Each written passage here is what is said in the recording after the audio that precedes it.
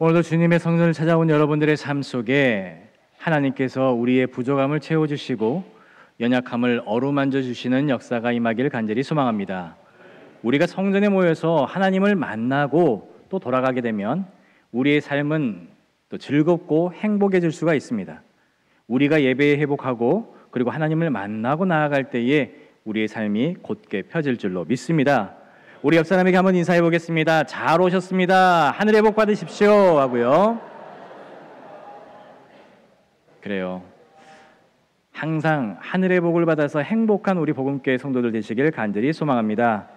우리는 연약하여서 언제라도 쓰러질 수밖에 없는, 실수할 수밖에 없는 존재이지만 우리 완벽하신 하나님께서 우리를 인도해 주시고 채워주시고 우리의 걸음을 인도하여 주실 줄로 믿습니다. 우리가 성경을 읽다가 보면은 그 말씀 한 구절이 마치 날카로운 화살처럼 가슴을 후벼 찌르듯이 우리 마음속에 심겨질 때가 있습니다. 그 순간은 단순히 성경에 나와 있는 글자 한자 한자를 읽는다는 것보다 살아계신 하나님께서 내 삶 속으로 직접 들어오셔서 말씀하시는 것처럼 느껴질 때가 있습니다. 그 말씀이 내 안에서 울림이 되어서 내 심장을 두드리게 되면 그 울림이 너무나도 강해서 더 이상 다음 장으로 넘어가지 못하는, 멈춰 서게 되는 그러한 경우가 있죠. 그 울림이라는 것이 단순히 우리 마음속에 불편함이나 막힘이 아니라 바로 우리를 향한 하나님의 손길이라는 것을 우리가 느끼기도 합니다. 마치 주님께서 우리의 어깨를 붙잡으시면서 여기서 멈춰라, 이 말씀을 깊이 묵상해봐라 라고 말씀하시는 것처럼 그렇게 들릴 때도 있습니다. 그럴 때 우리는 어떻게 됩니까?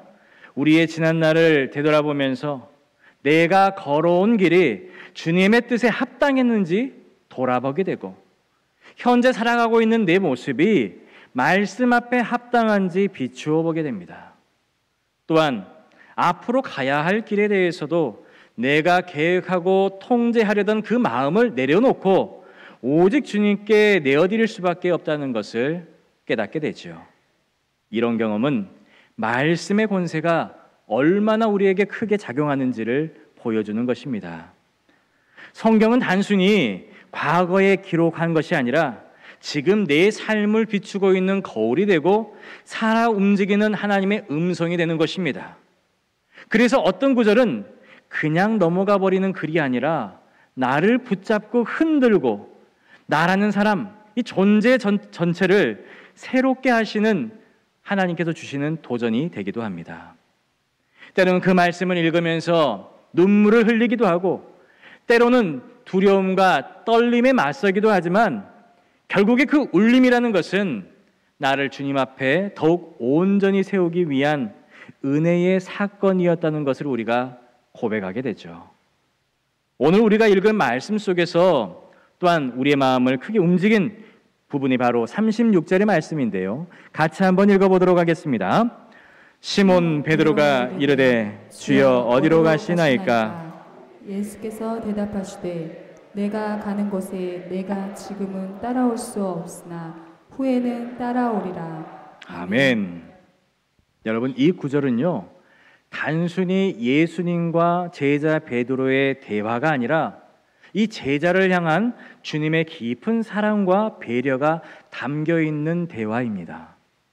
예수님은 베드로가 목숨을 걸고 예수님을 따라가고 싶어하는 것을, 그 열정을 모르시는 게 아니었습니다.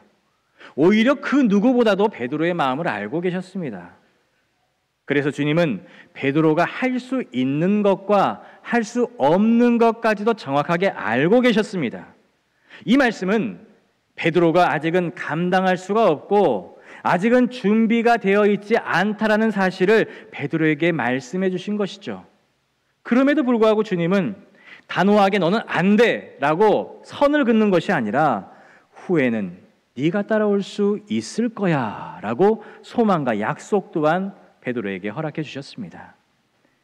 이것은 앞으로 있을 베드로의 실패와 연약함을 미리 알고 있으시면서도 끝내 포기하지 않으시는 주님의 사랑이 담겨져 있는 것이죠. 지금은 넘어질 수밖에 없고 주저앉을 수밖에 없다 할지라도 결국은 주님의 길을 끝까지 따라올 수 있도록 주님께서 친히 붙들어 주실 것이라는 위로의 말씀이 담겨 있는 것입니다. 여러분, 이 말씀 속에서 우리는 한없는 주님의 사랑을 느낄 수가 있죠.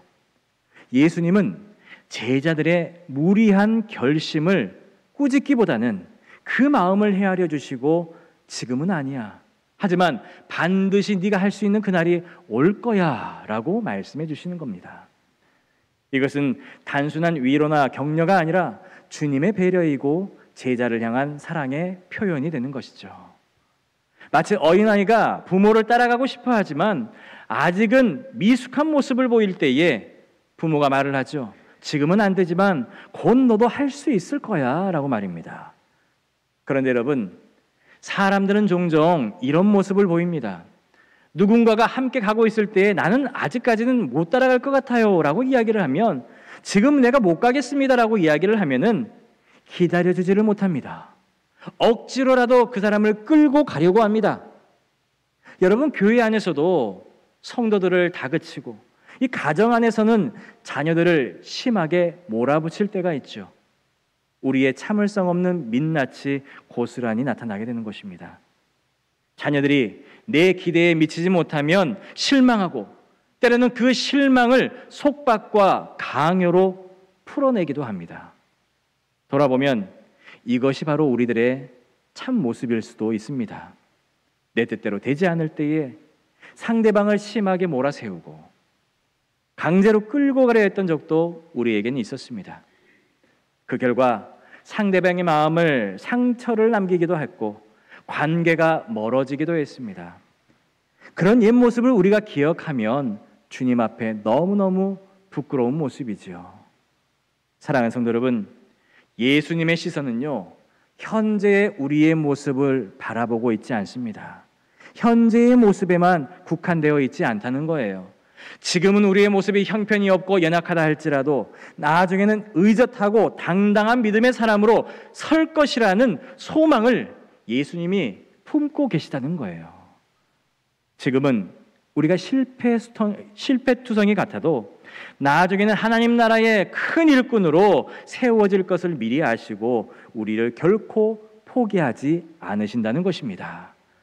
여러분, 이것이 바로 주님의 사랑입니다. 예수님은 끝까지 참아주십니다. 우리의 실망스러운 모습에도 불구하고 여전히 기대하시고 기다려주신다는 것입니다. 지금은 괜찮지 않아도 결국에는 너희가 괜찮아질 거야. 반드시 나를 따라올 수 있을 거야. 여러분, 이 말씀 속에서 우리를 향한 예수님의 깊은 애정을 우리가 느낄 수가 있는 것이죠. 그래서 예수님은 제자를 부르실 때요, 특정하게 불렀습니다. 소자야, 아니면 얘들아 라고 불렀어요. 여러분, 이 호칭은 단순히 나이를 두고 하신 말씀이 아니라 예수님의 마음이 담긴 애정 어린 호칭이었습니다. 예수님보다도 더욱더 나이가 많은 사람들이 더 많았어요. 하지만 제자들을 대하실 때에 언제나 자상하게 마치 부모가 자녀들을 부르듯이 다정하게 불러주셨다는 것입니다. 그들이 천방지축으로 실수투성이었고 때로는 예수님의 마음을 이해하지 못하고 그 말씀을 이해하지 못해서 넘어지기도 했지만 예수님의 눈에는 여전히 사랑스럽고 미래가 있는 존재들이었다는 것입니다. 그래서 얘들아 라는 부름 속에는 꾸짖는 것보다 예수님의 애정 어린 사랑이 담겨 있는 것이죠. 제자들의 나이가 적고 많음은 문제가 되지 않았습니다. 영적으로 보자면 그들은 여전히 어린아이 같은 존재들이었어요. 기껏해야 예수님과 함께한 시간이 얼마였습니까? 3년밖에 되지 않았습니다. 그 짧은 시간 동안에 얼마나 그들이 깊은 성숙을 이루어낼 수 있었겠습니까? 여전히 연약하고 여전히 부족한 부분들이 많은 제자들이었습니다. 영적으로는 분명 애들에 불과했던 것이죠. 사랑하는 성도 여러분, 이 모습이 비단 제자들의 모습뿐이겠습니까? 아닙니다. 우리 또한 우리의 영적인 상태를 되돌아보면 역시 어린아이와 같은 모습들이 많다는 것을 우리가 깨달을 수 있습니다. 믿음이 자라지 못하고 제자들처럼 쉽게 넘어지며 때로는 주님의 마음을 헤아리지 못한 채 자기 생각만 앞세울 때가 얼마나 많았습니까? 주님 앞에서 우리도 영적인 어린아이와 같은 존재라는 것입니다. 오늘 말씀에서 예수님은 시몬 베드로에게 이렇게 말씀하시죠. 36절 말씀 함께 읽습니다. 내가 가는 곳에 내가 지금은 따라올 수 없으나 후에는 따라오리라. 아멘. 여러분, 이 말씀은요, 단순히 시간적인 제약을 의미하는 것이 아닙니다. 지금은 아직 어린아이 같은 모습이지만 성숙하면 달라질 거야. 너희가 더 크면은 영적으로 자라나게 되면 달라질 거야 라고 한 그런 의미가 담겨져 있습니다. 여러분, 베드로의 삶을 보게 되면은요, 그는 계속해서 영적으로 어린아이와 같은 모습을 보여주고 있습니다. 예수님께서 십자가에 달리시자 낙심하여서 어떻게 합니까? 옛날 모습으로 되돌아가 버립니다. 다시 고기를 잡으러 귀향을 하게 됩니다. 하지만 밤새도록 애를 써도 한 마리도 잡지 못하죠. 그러나 주님께서 부활하신 후에 그를 찾아가 주시고 말씀을 하십니다. 깊은 데로 가서 그물을 던져라.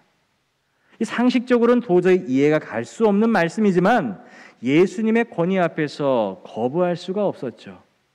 말씀에 순종해 그물을 던졌을 때에 도저히 믿기 힘든 일이 일어나게 되었습니다.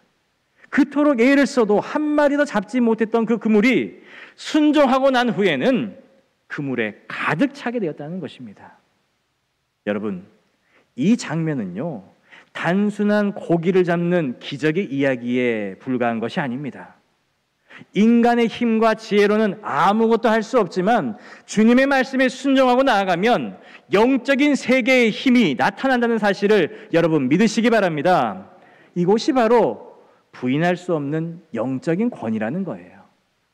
예수님이 함께 하실 때에 우리의 상식과 계산을 넘어서는 일이 우리에게도 일어난다는 사실 여러분 잊지 마시기 바랍니다. 이 물고기를 잡은 후에 물가로 나온 베드로에게 예수님은 결코 가볍지 않은 음성으로 질문을 하시게 됩니다. 요한의 아들 시몬아, 내가 나를 사랑하느냐?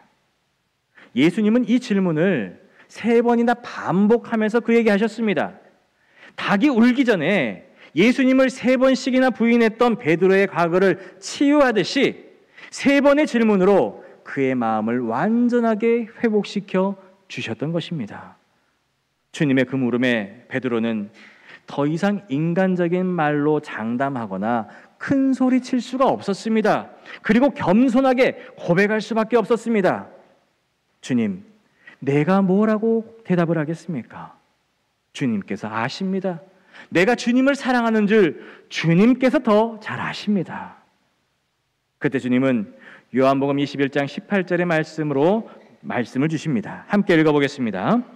내가 진실로 진실로 내게 이르노니 내가 젊어서는 스스로 띠뛰고 원하는 곳으로 다녔거니와 늙어서는 내 팔을 벌리리니 남이 내게 띠띠우고 원하지 아니하는 곳으로 데려가리라. 아멘. 베드로의 미래에 대해서 예수님이 예언을 해주시는 것입니다. 여러분, 이 말씀은 분명합니다. 네가 지금까지는 네 뜻대로 살아왔지만 이제는 네 뜻대로 살지 못할 거야. 지금까지는 내 힘대로 살아왔지만 이제는 네 힘으로 사는 것이 아니라 다른 힘에 의지해서 살아가게 될 거야 라는 말씀입니다. 여러분, 주님께서 말씀하신 다른 힘이 무엇일까요? 바로 성령의 힘이라는 것입니다. 베드로는 자신의 열정과 결심으로 주님을 따르겠노라고 말했지만은 결국에는 넘어질 수밖에 없었습니다. 그러나 부활하신 주님께서 다시 찾아오셔서 그를 회복시켜 주시고 만져주시고 이제는 자기의 힘으로 사는 것이 아니라 성령의 힘에 의지해서 살아가겠노라고 말씀을 해주신 것이죠. 그래서 베드로가 어떻게 되었습니까? 담대하게 복음을 전하는 사도로 변하게 되는 것입니다. 감옥도 박해도 심지어는 죽음의 위기까지도 두려워하지 아니하고 예수님의 사도의 길을, 순교의 길을 걸어갈 수 있게 되었다는 것입니다. 그 모든 것은 자기의 힘으로 된 것이 아니라 성령께 붙들린 삶이었기 때문에 가능했던 것입니다. 사랑하는 성도 여러분, 우리도 성령의 힘에 붙들려 살기를 간절히 소망합니다. 우리의 힘으로는 한계가 있다는 것을 어서 빨리 깨닫고 성령의 도우심으로 힘있게 살아갈 수 있는 우리 복음의 성도들이 되시길 간절히 축원합니다. 성경을 보면 예수님이 다른 제자들보다 베드로를 특별히 사랑하신 것을 우리가 많이 볼 수가 있습니다. 흥미로운 점은 원래 그 이름은 시몬이었다는 것이죠. 베드로의 원래 이름이 시몬. 그런데 예수님께서는 그에게 새 이름을 주셨습니다. 요한복음 1장 42절에 함께 읽어보도록 하겠습니다. 데리고 예수께로 오니 예수께서 보시고 이르시되 내가 요한의 아들 시몬이니 장차 게바라 하시니라. 게바는 번역하면 베드로라. 아멘. 예수님이 시몬을 보시면서 앞으로 그가 어떤 사람이 될지 내다보셨던 것입니다. 흔들림이 많고 연약한 시몬, 그 시몬이 아니라 반석 같은 베드로가 될 것을 이미 아셨다는 것이죠. 그래서 이름을 바꾸어 주신 겁니다. 여러분, 이름을 바꾸어 줬다는 것은 단순히 부르는 호칭을 바꾼 것이 아니라 그의 존재 자체를 변화시켜 주셨다는 것입니다.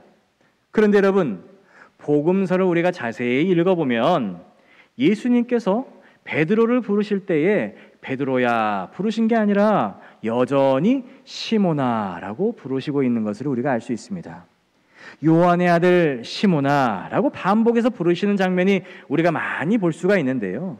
왜 예수님은 새로운 이름을 주셨음에도 불구하고 실제로는 그 이름으로 부르지 아니하셨을까요? 성경을 보면은 베드로에게는 세 가지 이름이 나오게 됩니다. 첫 번째는 먼저 말씀드린 시몬. 이것은 그의 육신의 부모가 지어준 이름이었습니다. 요한의 아들 시몬. 두 번째는 베드로였습니다. 예수님을 만나고 난 뒤에 예수님께서 직접 지어주었던 베드로, 게바라고도 불리기도 하고 반석이라는 뜻을 가지고 있죠. 세 번째는 시몬 베드로입니다. 이 복음서와 사도행전을 읽다 보면은 이 이름이 자주 등장을 하게 됩니다. 오늘 본문 36절에도 이렇게 말을 하고 있죠. 시몬 베드로가 이르되. 시몬이 이르되도 아니고 베드로가 이르되도 아니고 시몬 베드로가 이르되라고 하고 있습니다. 여러분, 왜 이렇게 세 가지 이름이 혼용되고 있을까요? 성경을 쓴 저자의 마음대로 그걸 불러서 그럴까요? 여러분, 거기에는 중요한 영적인 의미가 담겨져 있습니다. 옛사람의 시몬의 모습과 장차 큰 일을 하게 될 베드로 사이를 이 베드로 시몬이 오락가락 한다는 거예요. 성경은 그를 시몬 베드로라고 부르고 있습니다. 어느 한편으로 보게 되면 그는 비겁하고 째째한 사람이었습니다. 변덕쟁이에다가 이랬다가 저랬다가 하는 그런 모습을 보였어요. 그런데 또 한편으로는 누구보다도 담대한 제자였습니다. 주는 그리스도시요 살아계신 하나님의 아들이십니다 라고 위대한 신앙 고백을 한 사람이 바로 이 시몬 베드로였습니다. 하지만 동시에 한 여종 앞에서조차 두려움에 사로잡혀서 나는 예수를 모른다라고 부인했던 그 사람이 바로 시몬이었습니다. 위대한 신앙 고백과 치욕적인 예수님을 부인한 사건이 한 사람 안에 공존하고 있는 것이죠. 사랑하는 성도 여러분, 이 모습이야말로 오늘 우리들의 모습이 아닐까 생각을 해봅니다. 예수님 곁에 바짝 다가가서 뜨겁게 고백하다가도 어느 순간에는 멀찍이 서서 조심스럽게 뒤따라가고 있는 우리들의 모습이 아니냐는 것입니다. 어떤 때는 믿음의 사람답게 당당히 서 나아갈 때도 있지만 또 어떨 때는 연약하고 부끄러운 모습으로 우리가 뒤에 설 때가 많다는 것입니다. 마치 지킬 앤 하이드처럼 한 번은 시몬 같고 또 한 번은 베드로 같은 우리의 연약한 모습을 보는 것 같습니다. 예수님을 믿기는 믿지만 가까이 나서지는 못하고 멀찍이 따라오고 싶어하는 분들이 있다는 것입니다. 여러분, 내 모습을, 우리의 모습을 한번 돌이켜보시기 바랍니다. 오늘 본문에서 베드로가 그랬습니다. 또한 오늘을 살아가고 있는 우리의 모습이 그러한 것입니다.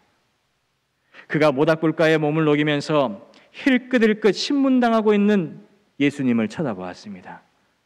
여러분, 그 모닥불이 어떤 불입니까? 세상이 주는 모닥불입니다. 잠깐 동안의 몸을 녹일 수는 있지만 내 영혼을 따뜻하게 할 수 없는 그러한 불입니다. 세상에서 얻는 작은 위로는 순간적인 안식에 불과하다는 것이죠. 베드로가 그 불을 쬐고 앉아 있는데 한 여자아이가 다가와서 이야기를 합니다. 아저씨, 예수와 함께 다니는 그 사람 맞죠? 그 순간 베드로가 어떻게 됩니까? 아니다, 네가 잘못 본 거야. 나는 예수님을 모르는 사람이야. 그렇게 3번씩이나 부인을 합니다. 여러분, 그때 뭐가 옵니까? 닭이 울게 됩니다. 작게 울어도 되었을 텐데 왜 그렇게 크게 온 세상에 울려 퍼지듯이 우는지, 이때 베드로의 귀에는 예수님의 말이 맴돌게 되었죠. 우리 누가복음 22장 60절로 62절 말씀 함께 한번 읽어보도록 하겠습니다. 베드로가 이르되 이 사람아, 나는 내가 하는 알지 못하겠노라 하고 아직 말하고 있을 때 닭이 곧 울더라. 주께서 돌이켜 베드로를 보시니 베드로가 주의 말씀 곧 오늘 닭 울기 전에 내가 3번 나를 부인하리라 하심이 생각나서 밖에 나가서 심히 통곡하니라. 아멘. 그리고 그 순간 베드로는 멀찍이서 주님의 시선과 마주치게 되었습니다. 놀랍게도 주님은 베드로를 바라보고 계셨어요. 주님의 시선과 베드로의 시선이 마주치게 되었습니다. 여러분, 이것이 바로 역사의 교차점입니다. 닭의 울음소리는 그 안에 있는 죄와 부인함을 기억하게 했지만 주님이 바라보는, 베드로를 바라보는 그 시선은 오히려 인간적인 베드로의 모습을 깨트려 놓았던 것입니다. 예수님의 시선 앞에서 베드로는 엉엉 울 수밖에 없었습니다. 그리고 바로 그 울음이 그를 다시금 주님께로 돌아오게 되는 그러한 원동력이 되었다는 것입니다. 주님의 눈길은 책망하고 정죄하는 그러한 눈빛이 아니라 끝까지 너를 포기하지 않겠노라는 따뜻한 사랑의 눈빛이었습니다. 그래서 베드로가 무너질 수밖에 없었지만 다시 또한 일어설 수가 있었던 것이죠. 사랑하는 성도 여러분, 우리의 실패를 드러내는 소리는 우리의 양심을 찌르지만 우리를 진정으로 변화시키는 것은 바로 우리를 바라보시는 주님의 시선이라는 사실을 잊지 마시기 바랍니다. 시몬과 베드로를 오가는 사이에 우리를 여전히 주님은 품어주시고 끝내는 성령의 능력으로 시몬을 베드로로 되게 하시는 주님의 시선, 이것이 바로 은혜이고 이것이 우리에게 소망이 되는 줄 여러분 믿으시기 바랍니다. 전에 내려오는 교회의 역사 이야기에 따르면 나이가 든 백발이 된 할아버지 베드로는 로마에서 신앙 때문에 심한 박해를 받다가 결국에는 견디지 못하고 도망치듯이 로마를 떠나고 있었다고 합니다. 그러나 그의 마음 깊은 곳에 찔림이 찾아왔습니다. 내가 성도들을 버리고 어디로 가겠는가? 라는 말씀이요. 그때 베드로는 길에서 부활하신 주님을 만나게 되었습니다. 그는 주님께 묻습니다. 쿼바디스 도미네, 주여 어디로 가시나이까? 그러자 주님이 말씀하십니다. 나는 로마로 들어가서 십자가에 못 박히러 들어간다. 이 음성 앞에 베드로는 무릎을 꿇을 수밖에 없었고 다시 로마로 들어가서 순교의 길을 걸어갔다고 합니다. 마지막 순간 베드로는 로마 군인들 앞에서 이렇게 고백을 했습니다. 나는 내 주 예수님과 똑같은 모습으로 십자가에 못 박힐 수가 없습니다. 감히 그렇게는 죽을 수가 없습니다. 그래서 그는 십자가에 거꾸로 매달려서 순교를 당하였죠. 한때는 작은 여자의 앞에서도 두려워서 도망쳤던 시몬이 이제는 오히려 주님을 위해서 영광스러운 죽음을 맞이할 수 있는 베드로가 되었다는 것입니다. 주님의 말씀이 그대로 이루어졌죠. 네가 지금은 따라올 수 없지만 후에는 따라올 거야. 사랑하는 성도 여러분, 이 말씀이 오늘 우리에게도 주시는 말씀입니다. 지금 우리가 연약합니다. 지금은 엉성합니다. 하지만 나중에는 달라질 것입니다. 지금은 절실한 기도가 없이도 살아갈 수 있지만 언젠가는 우리 삶 속에는 무릎 꿇고 기도하지 않으면 안 되는 때가 분명히 올 것입니다. 지금은 젊고 힘이 있어서 무엇이든지 내 힘으로 할 수 있다라고 믿지만 나이가 들고 내 힘이 빠질 때에 하나님의 힘이 없이는 도저히 살아갈 수 없음을 고백하는 그날이 오게 될 것입니다. 지금은 예수님을 멀찌감치 따라가는 것 같아도 결국에는 주님 곁에 바짝 다가서서 따르게 될 줄로 믿습니다. 그러니 여러분, 낙심하지 마시기 바랍니다. 지금은 우리가 부족하고 흔들릴 수 있지만 우리 주님은 끝까지 기다려 주실 것입니다. 네가 지금은 따라올 수 없지만 나중에는 따라올 것이다. 여러분, 이 말씀 붙잡고 오늘의 연약함 속에서도 주님의 손을 의지하며 사시길 바랍니다. 내 힘이 아니라 하나님의 힘으로 살아갈 수 있는 귀하고 복된 복음의 성도들이 되시길 간절히 축원합니다. 기도하겠습니다. 사랑과 은혜가 충만하신 하나님 아버지, 연약하고 넘어지기 쉬운 우리를 향해 지금은 따라올 수 없지만 후에는 따라올 거야 말씀해 주신 주님의 사랑과 인내를 붙잡습니다. 지금은 흔들리고 부족하지만 후에는 주님을 위하여 기꺼이 순종하며 믿음의 길을 걸어가는 사람 되게 하여 주옵소서. 마지막 순간까지 주님을 따르는 복음의 성도들로 서게 하여 주옵소서. 예수님의 이름으로 기도합니다. 아멘.